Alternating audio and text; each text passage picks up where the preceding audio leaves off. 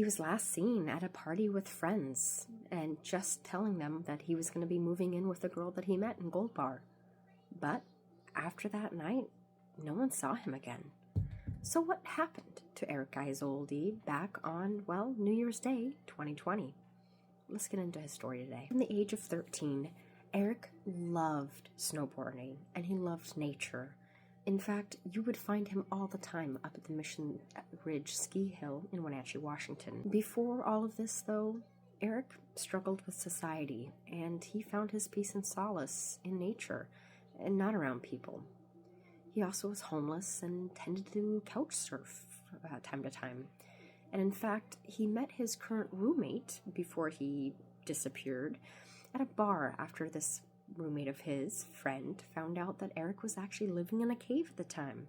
And his friend said that that wasn't cool. Winter was coming, and why don't you just come crash on my couch? So Erik did, and he moved into this man's or his friend's and roommate's house in Dryden, Washington. Right before his disappearance, Erik was fired from his job that he had at the Stevens Pass ski resort. It's for unknown reasons at this point in time, but that same day or right after, his roommate had found Erik packing up his stuff, and Erik told him that he was planning on moving to Gold Bar to follow a girl that he had met. He didn't give his roommate or friend any more information at the time, and then they decided that they were going to head up to Stevens Pass to a friend's party that was also another employee at the time. So off they went to the Stevens Pass resort area. Witnesses say that they did see Erik there that night, hanging out and everything, and in fact, witnesses did see him the next morning. He was at the time packing up his items into someone's car. They're not quite sure exactly whose car it was, when one of his other friends was packing up theirs.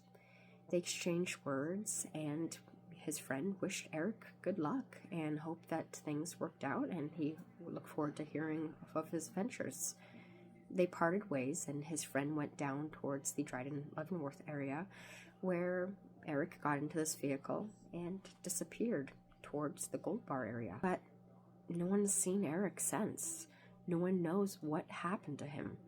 Did he ever make it to Gold Bar? Was he dropped off on the side of the road? What happened?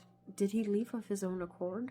Or did something more sinister happen to Erik? At this point in time, there's not a lot of information, and authorities have been kind of struggling to put together the pieces. Erik's family and friends still don't have the full picture themselves either to make sense of all this.